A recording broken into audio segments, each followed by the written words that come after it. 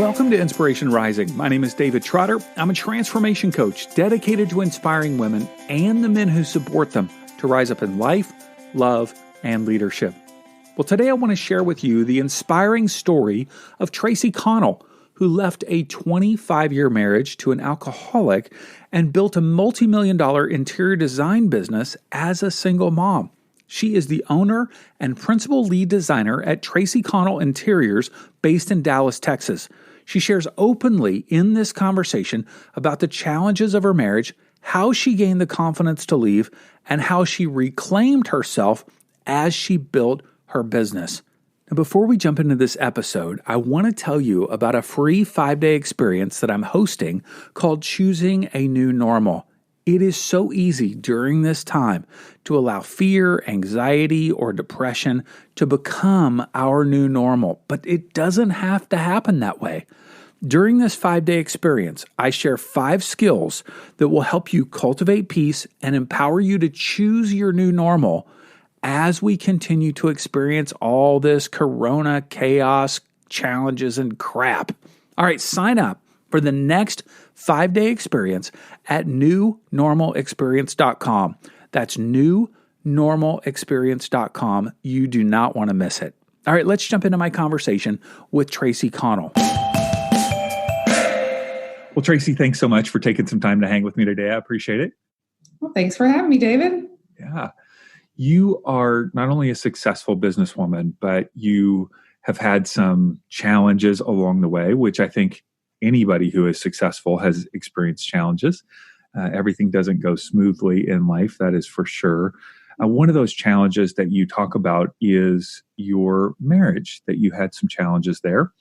And tell me, at the start of your marriage, your first marriage, I should say, what was that like? What was, the first part of that relationship? What were some of the hopes that you had? Give us a little bit of background there. Sure. Well, I got married very young. I was 19 when I got married to my high school sweetheart and moved to Louisiana. He was playing college football. Moved there. We had our first baby, when again, very young. So I finished school, navigated our way through those early years, and had 2 more children. So it's really 11-year difference between the 2 youngest and 9 years in the middle. So it was an interesting life growing up, family A, family B. But I probably should have known even on our wedding night that I was in for trouble. I had married an alcoholic and basically dealt with that on and off for, a good 15 years. And probably about the 10 year after that, we were gearing up to our 25th wedding anniversary. And in the last, I say 5 years before that, it got pretty bad. It was, him losing some jobs, in and out of rehab, which to me was a positive experience for myself and my family, really learning about the disease and supporting. And I just was willing to do anything I could to keep our family together. We did some counseling, and that didn't go so well as a group, couples counseling. So I kept going by myself. And it was almost like, when am I going to pull the trigger to get out of this? Because everyone on the outside thought we were this beautiful family and everything was great and successful. We lived in a large house. And so people on the outside of your marriage, was he a social drinker as well, or is it more drinking at home? Or it was both. It was both. Yep. It was anxiety factor that he drank before the event, but then definitely around the house, where the entire family would find beer bottles and things stashed all over. It was not a great way to live. Mm-hmm. And were you drinking with him, or, you know what I mean? Like, how did that play out in your marriage? Sure. I have been and was just a social drinker. I didn't need it. I didn't crave it. I was willing to give it up if he gave it up. Mm-hmm. But he did tell me, at one point, I will never give up drinking. And after his first stint in rehab, he did stay sober for about 5 months. And I thought, oh my gosh, who is this man? This is fantastic. But I was in the back of my mind thinking the other shoe's going to drop. It just is. And it did. It did. So that was toward, I guess, year 24. And my business was rolling along, and, I was very involved with the kids. He was involved in the kids' lives, and another stint in rehab. And then our 25th wedding anniversary is when really the finality happened. And I left with the children and the dog, got in the car, and drove away. Yeah. So it was interesting how the end of the book closed. This last chapter. And to come to that decision, obviously there had been a lot of low points. You're not sharing any of the low points, but I can imagine there's just a lot of disappointment and, conversations that were just challenging. I'm sure the kids experienced things that were difficult. What gave you the courage to make that decision? Because it sounds like you've gone through, you went through a lot of experiences in order to get to that point. Yes. I feel like at one point I didn't have a choice. And it's interesting because a lot of what has driven me in the last, say, 7 years has been fear. And I made a lot of decisions based off of fear. And at the point where we did leave, I remember him saying to me in a rage the next week, Traci, if you leave, you and the kids are going to live in a trailer. So, one of the threats, et cetera. And at that point, it was my choice to believe that or do something differently. The counselor I was seeing at the time basically said to me, hey, you can stay on this roller coaster with him, or you can choose to get off and watch him ride. And I thought, I am getting off. And I did. And then it it was like game on. I had the kids, and I had to make this business into a reality. And how many years ago was that when you left the marriage? That was about 7 years ago. How did you help your kids? Their ages are obviously, sounds like some of them are probably a bit older, but how did you help your kids, cope or transition through, from the early years all the way up to the time that you left? Right. It's, as a mom and as a wife in this situation, you hide a lot because all you want to do is protect your children. And I did that. I have a unique quality of taking my events that have happened to me and putting them in a corner and putting on a happy face because I had to. I didn't want my kids' lives affected, but it was affected because they were feeling the uncertainty and the unstructure within the home that I couldn't predict either. We were all walking on eggshells. And so would that result in like angry outbursts or just kind of not showing up for work or lack of money or, like help us understand the dynamic? Good examples were the dynamic of my daughter having a friend over, and they said, okay, we're going to lay out by the pool. My daughter gets, in the pool bath, gets a beach towel and out rolls 10 mini bottles of, empty wine. And, a couple nights later, my son had a friend over for dinner, and basically, my ex-husband fell asleep at the table. There's a lot of embarrassment for my kids. One coming home, he's asleep on the living room floor. Those types of themes that honestly, I cringe thinking about the position that my kids were in and the way it made them feel that empowered me to get them out of it, get myself out of it, and get them out of it as well. Let's be honest. All this social distancing, working from home, educating the kids, and listening to the news is more than overwhelming. It's corona-whelming. Imagine if that constant buzz of anxiety or the heaviness of worry was lifted. Imagine what it will feel like when you embrace your power to make creative, thoughtful decisions about your future. Not only is this possible, it's exactly what you can expect when you apply the principles you'll learn in this powerful new course. Check out Overcoming Corona Whelm at insporising.com/overcoming.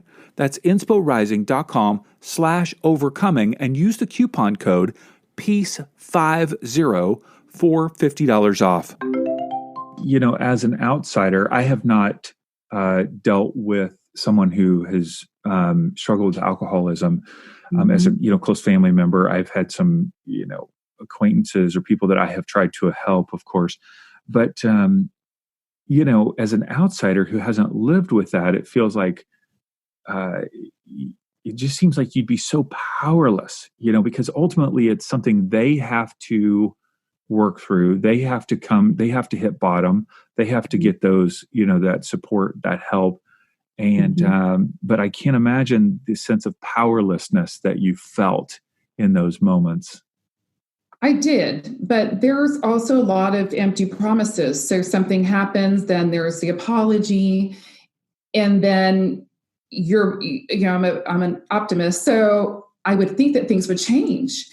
But what I realized after the fact that everything was a reaction on my part. I never got to plan. I never got to look ahead because all I was doing was reacting to whatever situation was thrown my way. And that is a terrible way to live. And again, that sense of fear was also in the marriage, but then as I stepped out, it was still chirping in my ear at every move. Wow. Wow. And so what would you say? You've had 7 years to continue to process and heal. Not to say that there's no timeline on that, of course. But what are some things that, as you look back, you learned about yourself or others or the world? Like, help us break down some learnings here. I feel like when you are put in a situation that you are not expecting, you have to discover how you get out. And that's the part that I realized about myself. I've had several setbacks, and then I was just paralyzed. I would analyze, paralyzed, but then I survived. I got out of it. The difference is I would continue to have setbacks and do the same routine and get out of it. The next year, he actually passed away. And it was after our divorce. It was a year after our divorce. Wow. But he died of cirrhosis of the liver. And at that point, it was really all me. I mean, the motivation that I felt out of desperation to provide for my kids, I mean, that was reality. So it's not like I had a whole lot of time to think about a plan. I had to dive deep and become vulnerable and let my story out to everyone watching. And I asked for help. And it was a lot of hard work on my part, but I just kept taking these steps forward, and they were baby steps, but they were very intentional, on my way to heal and provide a better life for my children. So you had started a business while you were married. Is that correct? Yes. And so take me through how you started it, why you started it. Take us through that. Sure. So by the time I finished college, I went to 5 different universities while I followed him around after we got married, but I was going to finish, and my major was elementary education. So I was a teacher. And I did that for about 6 years. And then I realized with a friend, we had a play date with our kids. And she said to me, wouldn't it be really cool to do something that you really love to do and get paid? And I was like, get paid to work? What are you talking about? So I did have an opportunity when I stopped teaching. I was raising, the kids to say, hey, let me just do what I love to do. And that's interior design. Let me just start this, for neighbors and friends in my own home. And that was like 19 years ago. So I decided I'm going to give this a go. And I did start when I was married, but really it didn't really take off until I was put in this position out of necessity. And that was interesting. Yeah. Mm-hmm. So you leave with the kids, doing interior design as a business. It's, it sounds kind of like it was small, but growing. Second income. Yep. Yeah. And what did you do? What did you have to do in order to ramp it up? So at that point, again, I had to really look at myself and where my weaknesses were. And there was a lot going on with the paperwork, with the divorce, et cetera. Coming up with, obviously these great designs and being happy and helpful to my clients. So the thing that I did that made the most impact was I hired a business coach at that point. And navigating through the divorce was one thing, but navigating my business, knowing that either I had to quit this or go back to teaching, I thought, all right, I'm going to give this a major go. I've always been a hard worker, and that's part of this. Like, I had to put the work in.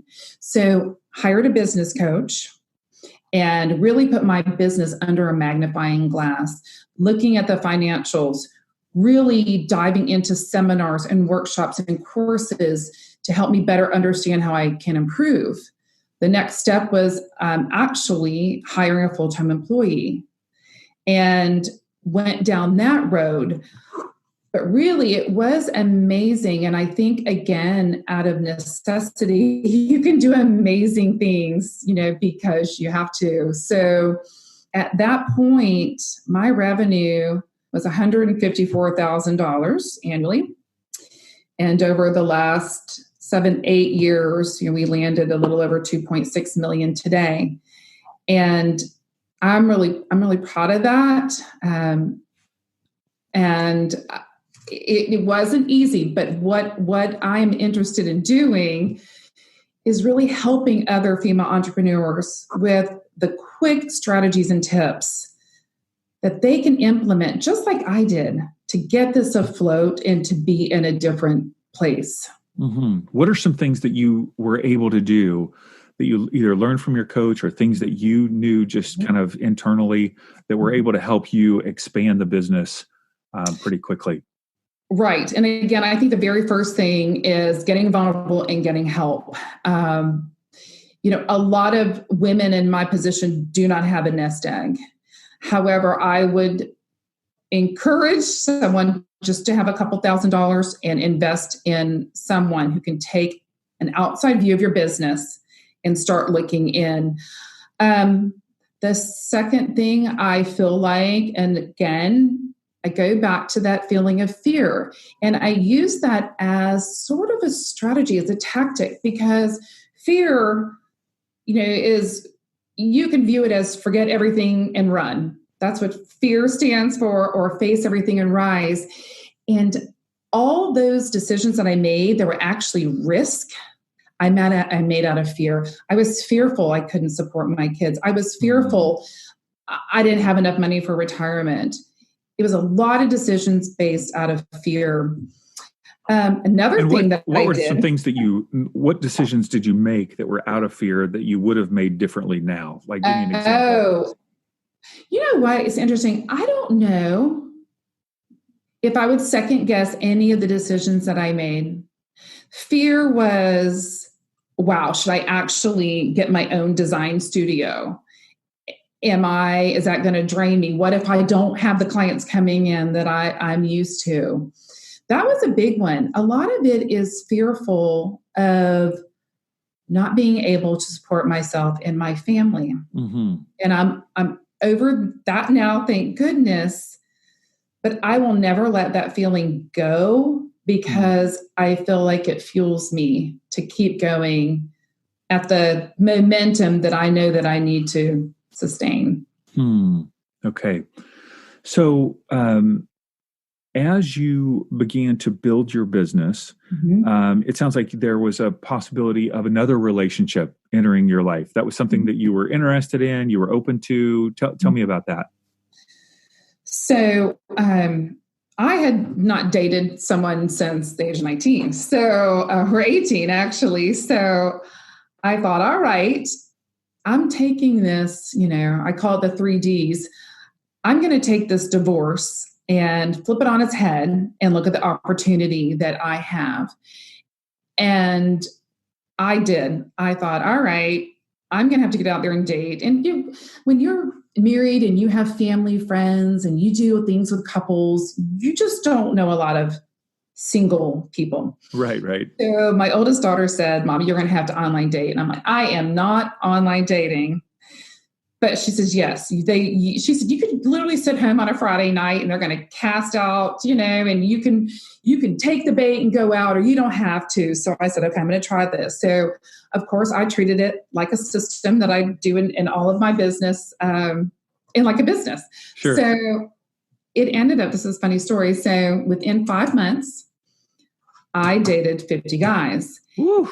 I did. And it was basically, I'm not going to say it was like an interview. It really wasn't. I really enjoyed the experience, but I didn't know what I wanted out of my next relationship. I knew what I didn't want, but I had to figure out what were men like. I mean, I had no idea. I just had friends. So it was a really great experience for me just to get to know. And because I am so business oriented, a lot of the conversations have to do with business. But I knew there were some non-negotiables that I did set for myself, which was helpful for me kind of navigating that path. What were some of those non-negotiables? The age of their children. At that time, my youngest was 16. And so I knew I didn't want to dive back into young kids again. So that was one of them. And that they had to have a house, things like that. So, and it was also about the type of man that I thought was going to be really good for me. And I really thought that it was going to be someone who was, really passionate about work and just a real go-getter and a traveler and one that was jet setting. And while I did find my man, who actually is an attorney, very goal oriented, what I found out about him and what I resonated with was somebody very kind and somebody very predictable, because that's what I needed in my life. And I like that stability. I needed that. So I ended up with number 47 out of 50. And again, it's interesting what I was craving that I didn't have before. Sure. Wow, that is so good. And so as you're, if you're speaking to someone today that's wrestling with either a challenging situation in their marriage, whether it's a drugs or alcohol or some sort of other addiction, what would you say to that person today? What encouragement would you give to them? I would definitely say, number one, get a support system. If it's the alcoholism, it's Al-Anon. Again, I feel like the one-on-one coaching or therapy was very important, because at some point you have to look at yourself and say, is this healthy for me? What does it look like on the other side? Let's take a look at what it would be like to be on your own. And that was hard. I mean, it took me a long time. And I can't stress enough that it is an opportunity to have like a plan B, really to start over. And once you're there, and I know it's scary. I I was scared, but it honestly, I look back and think, why did I wait so long? And now obviously we all do it. We do it for our kids. We do it for the fact that we want to stay married. But sometimes it just doesn't work. So hard. It just doesn't work. Yeah. Yeah. It is. And I know that you are passionate about coming alongside other female leaders and business owners and entrepreneurs to help them kind of get unstuck in their businesses and get those breakthroughs. Tell me about how you can help a female leader or business owner expand their business. What can you offer them? Well, it's interesting because I go back to when I was really growing this, and I was single mom, right, of 3. And everything I did, I had to do it quickly. I had to develop systems and processes in my business, but also in my home to be able to juggle everything. And those life hacks and just shortcuts that I developed while I was in that process actually helped me in the business catapult it further. So women in my situation, they need help fast. So I am building a course where basically the strategies are meant for quick results. You have this setback, and I want to give you the tools to react quickly, whether it's getting in more revenue, a quick marketing solution, things that have happened, like worked for me within my business to give you those quick successes and get you moving from that place of being stuck. Awesome. All right. So we'll point people toward TraciConnell.com, TraciConnell.com. We'll put that in the show notes, of course. You can swipe up on your phone and click that now, and they can go and check out your story. And also, you are still running your interior design company. In Texas, TraciConnellinteriors.com. So if people are in Texas, they can get a hold of you too, right? That's correct. Yes, absolutely. You won't turn down their business? No. Of course. Great. Traci, thanks so much for joining us today. I really appreciate it. Thank you, David, for having me. If you found this episode to be inspiring or helpful in any way, please share it with a friend. Take a snapshot on your phone, text it to your friend, telling them to subscribe to the Inspiration Rising podcast on their favorite podcast app. Or you can always point them to our website at insporising.com. And also, if you're looking for practical tips and encouragement during this time, I want to invite you to join us for the next 5-day experience called Choosing a New Normal. Sign up at newnormalexperience.com. That's newnormalexperience.com. All right, love you guys. Have a wonderful week.